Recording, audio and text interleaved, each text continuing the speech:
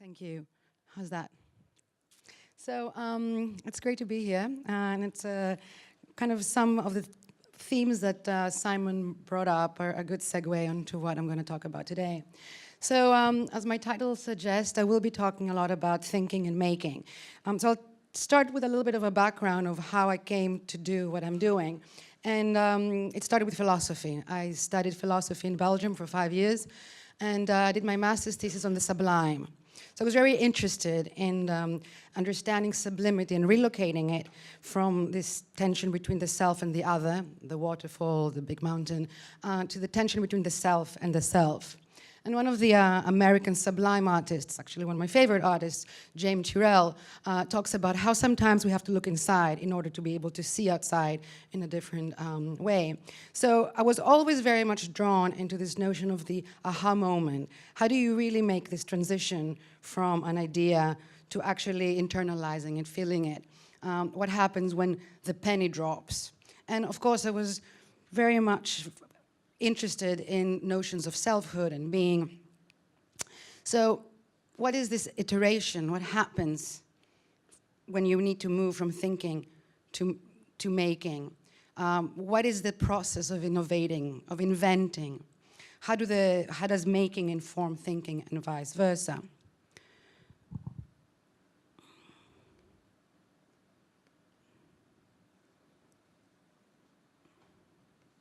So I went into a journey of, instead of continuing to study philosophy, which was very tempting, I decided actually to study interaction design. And I became very interested in interaction design as a way of really finding a vehicle, a way of articulating ideas in artifacts. I asked many times over, is it possible to take the ideas that for me were so tangible, if you will, so embodied, finitude, transcendental imperatives. After 5 years of studying philosophy, I had a very, very guttural understanding of this term. So I thought, is there a way to actually translate these ideas, these notions, into artifacts? So I came up with this notion of philosophy machines. And of course, once you talk about philosophy, you inevitably talk about ethics. And once you talk about machines, you also talk about systems. So when I started thinking about philosophy machines, and from my move from philosophy to interaction design, I wasn't at the time thinking about moral machines and machine ethics. And I think today, in the world that we live in, this notion of machine ethics becomes more and more prevalent because we delegate a lot of responsibility, a lot of choices to our machines. So what are the systems and the values and the decisions that, what is this decision tree that we're going to give our machines to follow? And there are many examples about the self-driving car. What happens when you drive down a street and your car has to decide if you're going to really run over a small child or 5 older people, and there is really no other choice, right? So what we as philosophers had as scenarios to really tone and articulate and explore ethical decisions, now we actually have to put them into practice. And there's a bit of a difficulty here because we as humans have not quite decided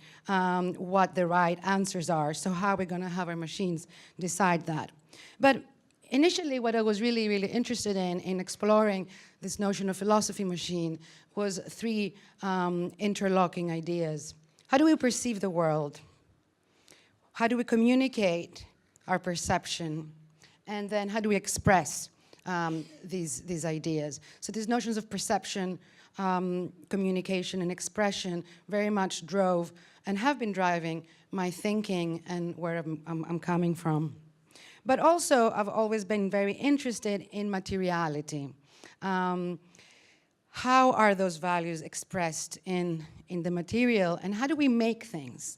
Because especially when we talk about wearable environments, and for a long time I used the word technologies, I was never quite happy with it, and I find wearable environments captures better what we're doing, especially as we see it extending into cities and other environments.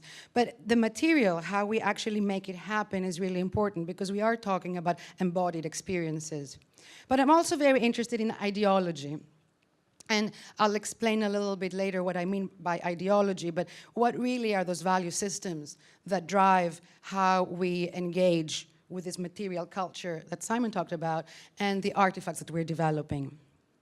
So one of the very first projects I developed as a way of exploring a lot of these ideas was the love jackets. So as I talk about it, I'll play a brief video.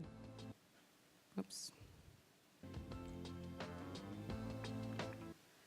So the love jackets were really an exploration on two things. I remember I was studying interaction design. I came across, I was doing physical computing.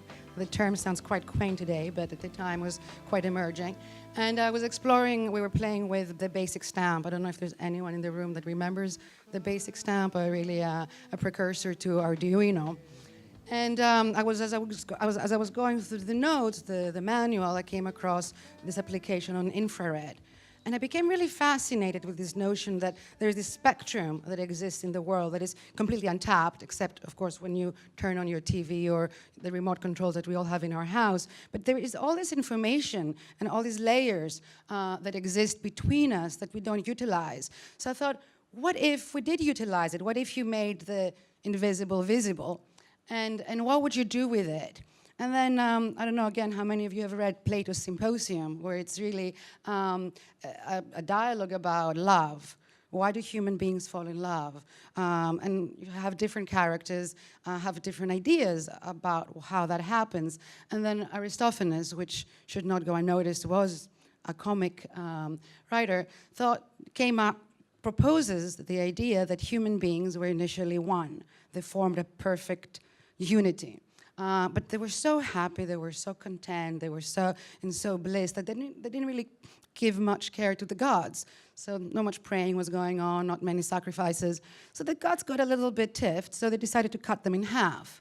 So ever since, we all walk around the world trying to find our other initial perfect half. So the moment where you find your original other, whether it's a heterosexual or homosexual unity, you feel complete because all the cuts, all the restorations, or the original wounds are healed.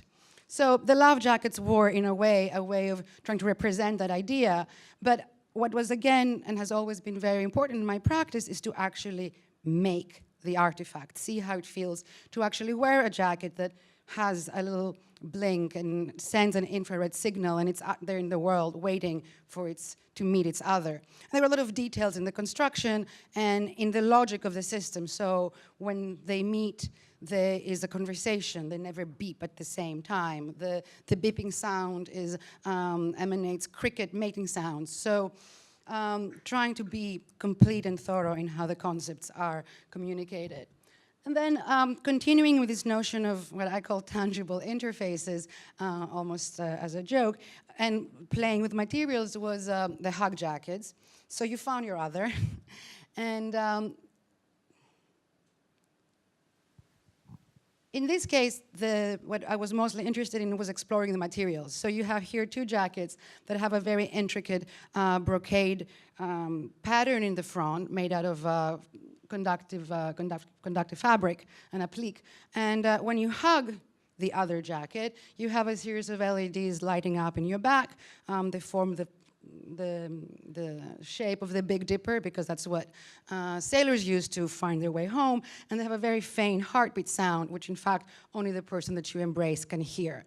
So a lot of it is about exploring how we use our body and what could be some potential interfaces. Obviously, again, it's really an exploration of material, of connection, of tangibility, of being in the world and articulating how you move in the world in a different fashion. And what does it also mean from a technical perspective to replace wires with conductive ribbons, to have batteries that they are rechargeable? How does it feel to go home and charge your jacket? How natural or unnatural that is? And I suggest it's mostly unnatural. What are some of the affordances that you need to put in as a designer and in a garment so it still feels first and foremost like a garment before it feels like a technology? And then, of course, it's the notion of humor. This is one of my most favorite projects, only because I tend to be very serious, and this is a really funny in my mind project, and it's called the Click Sneaks. And one day I was walking with my sister in Berlin, and she wore this really beautiful, very, very tall clogs, big wooden high heels, and she was walking down the cobblestones in Berlin and had this really sexy, nice sound. And I turned to her and I said, you know, I love the way your high heels sound, but boy, do I love my sneakers. And I thought, you know, maybe I can do both. So I hacked this pair of sneakers, and I worked with a magnificent cobbler in Athens, actually, at the time. And what we did was we embedded a small circuit board. There was an accelerometer, 2 speakers, and just recorded, actually, the original high heels sound and put them into this sound chip. And so the idea is that you walk around with this comfortable pair of sneakers, but it sounds like you're wearing high heels. And what was really interesting to me, well, there are a few things. So once you subvert what shoes are normally do, so a pair of sneakers makes a high heel sound. That's not weird in itself, but imagine you're walking down the street and you hear behind you the sound of high heels. So of course you're going to conjure this image of a woman wearing high heels, and that has a certain stereotype or a certain image that you project out in the world. But in fact, she's very comfortable in her sneakers, and she can run if she needs to. And it's a different persona that you imagine.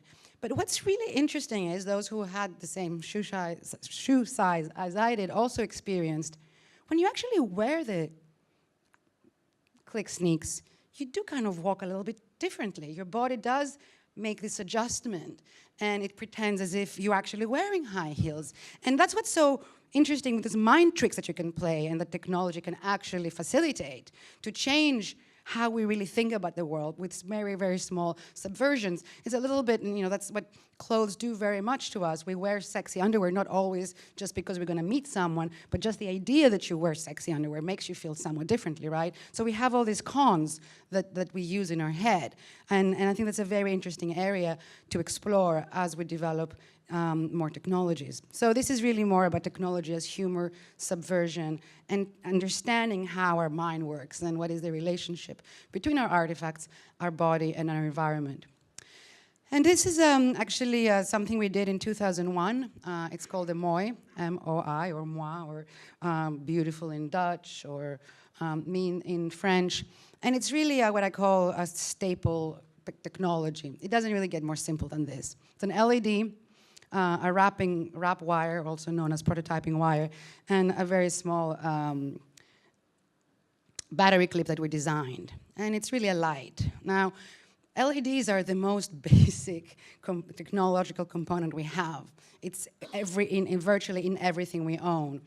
And what we wanted to make was a product, a light that you could wear. So the lights of the city, the lights in the machine are actually a light that you can now appropriate and actually wear. And we had a lot of discussions, and a lot of people were saying to us, oh, you should put instructions in the back of the packet on how people to wear it. And we were saying, wait, listen, if you don't know how to wear a light, then I don't know what to do with you. The idea is, can you not appropriate light and the magic of technology? And when you were talking about magic and technology, I always think of this quote by Arthur C. Clarke, where he says, every sufficiently advanced technology should be indistinguishable from magic. And to me, an LED is magic, because really what it is a little piece of chemical that you put power in, and depending on what the chemical component is, it changes color. And that, it's quite magical. And if we can get to the point where we can see the magic of a diode, of the idea that we have come to be the kind of people that we figured out how to take chemical compounds, put power through them, and the beautiful thing about LEDs, you can't short them either, so they're very easy to play with. And then this beautiful glow emanates. That's pretty magical. If you can see that, then you're much more open to the magic out in the world in general. But the more wearable environments and devices we built, the more we became interested in how do we actually get more people to do it? What are some of the barriers of entry? Why we don't see more better, more interesting, more socially relevant applications? And of course, one big reason is tools. Who owns the tools of production? Who can actually experiment? How quickly can you experiment? And also, how do you engage a wider range of stakeholders, of participants, people who are going to talk about wearable technology. And even to this day, fashion is not really on board with technology. I think it's telling when Kate Perry wore her famous LED dress at the Costume Institute in the Met, at the very famous fashion party of the year. Anna Wintour, the editor of Vogue, said, "Oh, please turn this thing off. I can't bear to look at it." So fashion and technology still are not good bedfellows, no matter what we try to think otherwise. So this was our way of actually calling attention and speaking the language of fashion. So we made this dress out of circuit boards. And of course, the circuit boards were white, which is critical. You know, talking about cons, you also can very easily con and change the conversation by changing circuits from the traditional green to a white color. It changes the conversation entirely. But what we also did is, what we really paid tribute was Paco Rabanne, the famous Spanish designer who I think Coco Chanel had said about him, he's not a fashion designer, he's a cobbler, because he did experiment with new materials. And he did say, back in 1961, he says, "I challenge anyone to design a new hat, coat, or dress that hasn't been done before. The only new frontier left in fashion is the founding of new materials." And I wasn't here yesterday in the morning, but I know Suzanne Lee talked a lot about materials and how do we really recombine our materials to create new interesting assemblages. So the day for night dress, which this is called, it has some solar panels that the idea is that you can charge your dress in the morning, and then at night you have a series of RGB LEDs that they play different light animations. And again, here the idea was to explore this notion of modularity, which is very critical and very important in our practice in many different ways. So you can have a base material that you can recombine, and you can make one board that can serve as a base for solar panels, for RGB LEDs, for a series of different electronics with different footprints. But also explore this notion that, you know, how do we relate differently to this wearable environment? Instead of just putting your clothes in the wash or ironing them when you know you want to go out at night, you know, just hang it on the window so you can charge it. So changing the conversation and relationship that you have with this environment. And then from that project, we just moved to Fabricate, which is a kit that I developed with a great collaborator of mine, Zach Eveland. And it really took a lot of the best practices, I think, that we were using at the studio a lot, and said, okay, what is it the things that really have made our practice easier, how we can accelerate the dialogue, how we can have more people and more of our students prototyping easier. So a lot of Fabricate's idea is based around this conductive ribbon, 3 conductors, much easier than conductive thread, wires, and then these components that you can just snap in and out. And it's open source. We said it at SparkFun, but all the diagrams, all the thinking behind it is open source for people to really do something else with it. So, white clothes, I haven't quite, maybe I'm preaching to the choir, maybe it's very obvious to everyone here what it is about clothes and material culture, how our clothes define our material culture in such fundamental way. And this is a shirt, was found in Egypt, 3000 BC, made out of linen. We're here to talk about the future of wearables. I don't think that looks very different from this, which is J. Crew 2010. So are we now going to suddenly change the way we dress? What's happening? What are those cycles of innovation? How do we change how we connect to our environment? And of course, the wearable environment is so not only laden with symbolism, but also laden with possibilities. And that's so very exciting. You can do things and work in different environments and connect to different environments in fundamentally different ways, depending on your wearable environment. And of course, there's this notion of ideology that I mentioned earlier. This is a patent application for the zipper from 1917, although most likely it was invented in 1851. In the 20s, the zipper was accused of contributing to moral decline, because all of a sudden you can take your pants off really easily. So we need to remember that we do have some ideological relationships to how we connect to clothing and to this material culture, and how the way and the assemblages and the wearable environments we create dictate to some degree and express, and it is a dual relationship. It's this thinking, making, thinking relationship that I talked about earlier.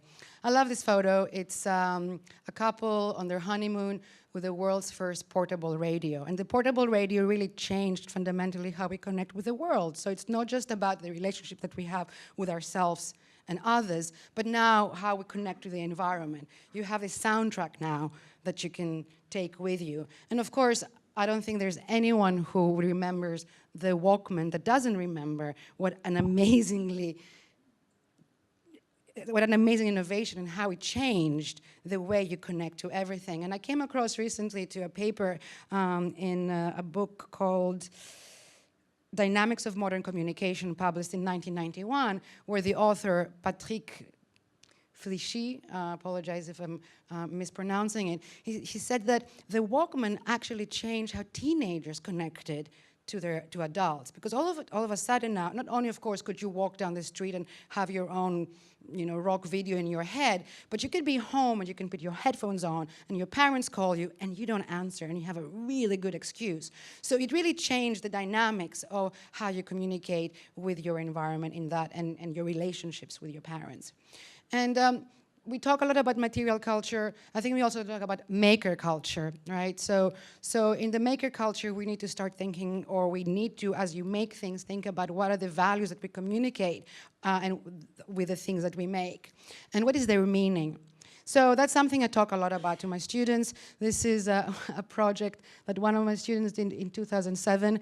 I started teaching wearables in 2005, 2006, and it was always important to me that the title of the class was Personal Expression first, and then Wearable Technology. And this is actually a brilliant piece. What he did is he made, this is Andrew Schneider, he made eyelashes made out of conductive fabric, and when he would squeeze his eyes, a Polaroid would be taken of himself. So pushing this notion of expression, of materiality, new materials come, what do we do with them?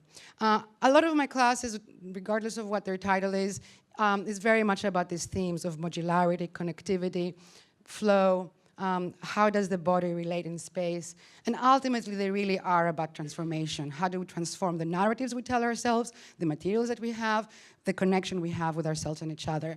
And this was a project, a brilliant student, now quite established designer, Julian Pike. She made this in 1 week.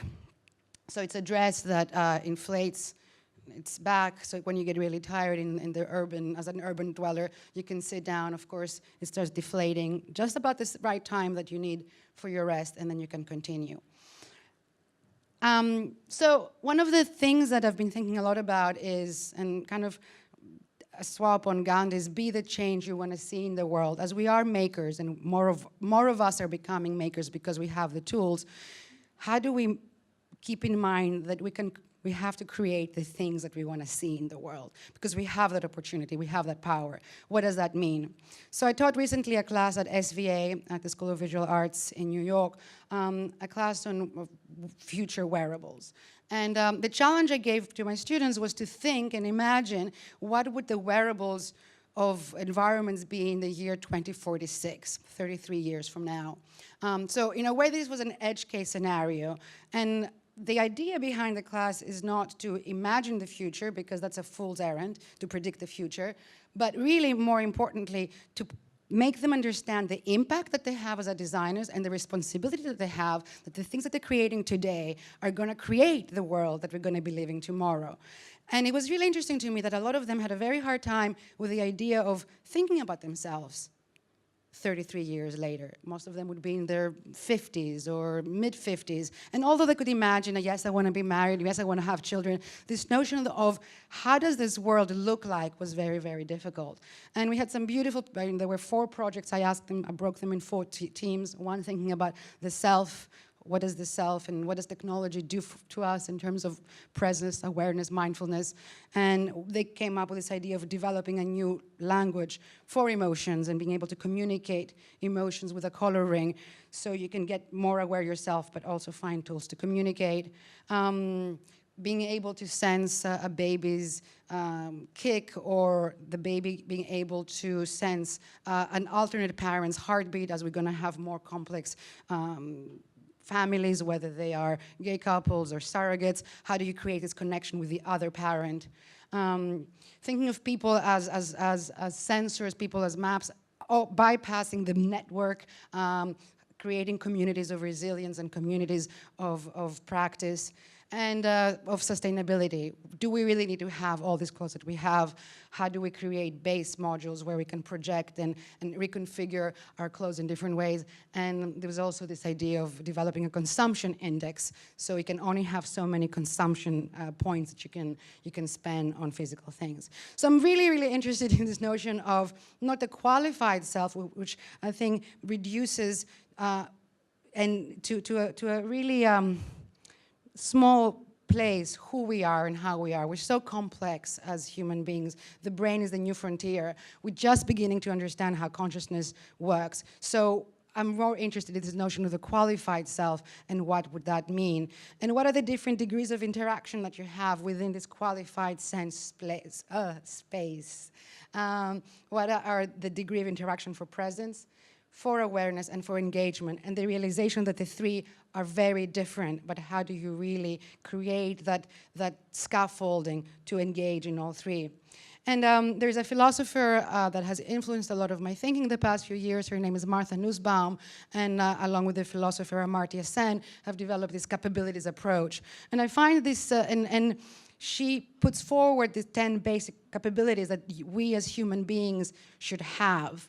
Of access to life, bodily health, but also play, being able to interact with other species, have control over our own environment. So in many ways, I think of them as design guidelines, guidelines that we really empower and make us think of when we design and create new artifacts. How do we also empower our users with a sense of play, desire, power, control, freedom, dignity, and presence?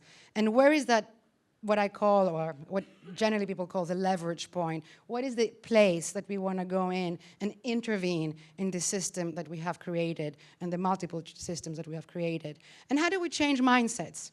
You know, going back to this notion of transformation, and how do we create an ethical life and ethical appendages that help us get to that?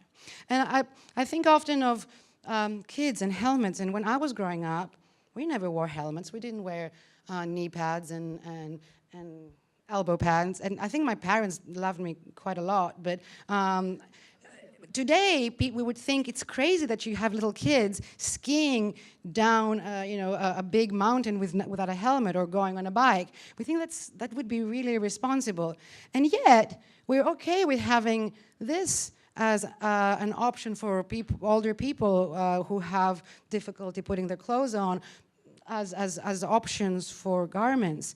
And this is my friend Dottie. She's 80 years old, and she wears this life alert button. And I don't know if you're familiar with the technology. You wear it at home. If you fall and you cannot reach your phone, you push this button, which calls the emergency services and a selected family member. And my guess is that when she wears it, I mean, I know it doesn't feel good because I've seen her wrist gets really tight, but it's also a constant reminder that she might fall, that she might need this. And on her other hand, she has this beautiful bracelet that she has developed over the years. It's a gold bracelet, and every time she would go somewhere, she would have a little pendant developed. So this is a Greek shoe with a little ruby. She was in India, she was in Paris. And that's the kind of memories and association that she really wants to think about her life.